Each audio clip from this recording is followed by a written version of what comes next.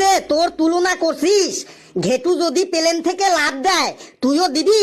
ঘেটু যদি 7 দিন খাওয়া দাওয়া বন্ধ করে দেয় তুইও দিবি?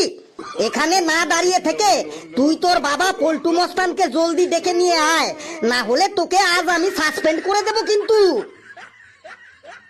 আমাকে আর সাসপেন্ড করতে হবে না স্যার, আমি যাচ্ছি আর বাবাকে ডেকে নিয়ে আসছি।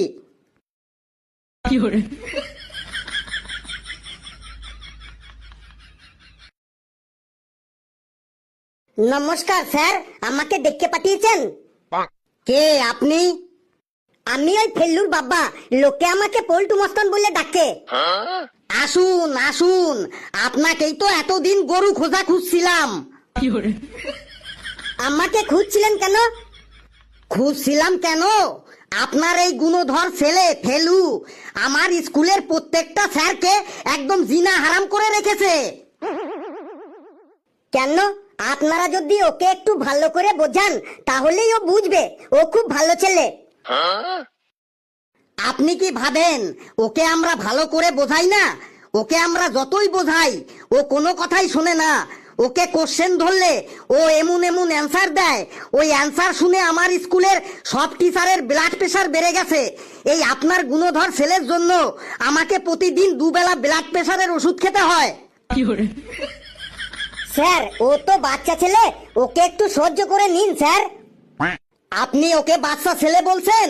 শুনুন তাহলে, একদিন একটা স্যার ওকে বলেছে, বাবা ফেলু ভালো করে পড়াশোনা করলে তুমি জীবনে বড় হয়ে বড় বড় বাড়ি করতে পারবে, দামি দামি গাড়ি কিনতে পারবে। এই কথা শুনে আপনার গুণধর ছেলে ওই স্যারকে কি বলেছে জানেন? কি বলেছে শুনি?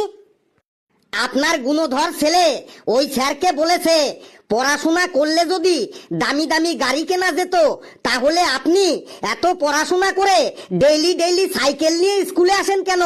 ওর এই কথা শুনে সেই স্যারটাকে এখন ডেইলি ডেইলি ডিপ্রেশনের ওষুধ খেতে হচ্ছে। ডিপ্রেশন হলে তো ডিপ্রেশনের ওষুধ খেতেই হবে। আপনি তো দেখছি আপনার ছেলের হয়েই কথা বলছেন।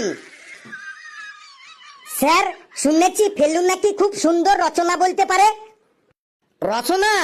ওর ওই রচনা শুনেই তো আজ আমি একটা হাই প্রেশারের রুগীতে পরিণত হয়েছি। যেদিনই ওর রচনা শুনি সেদিনই আমার প্রেশার বেড়ে যায়।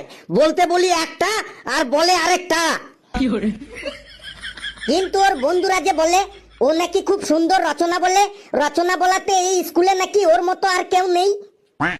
আপনার বিশ্বাস হচ্ছে না তো শুনুন, আপনি নিজে কানেই শুনুন, ডাকুন আপনার ছেলেকে।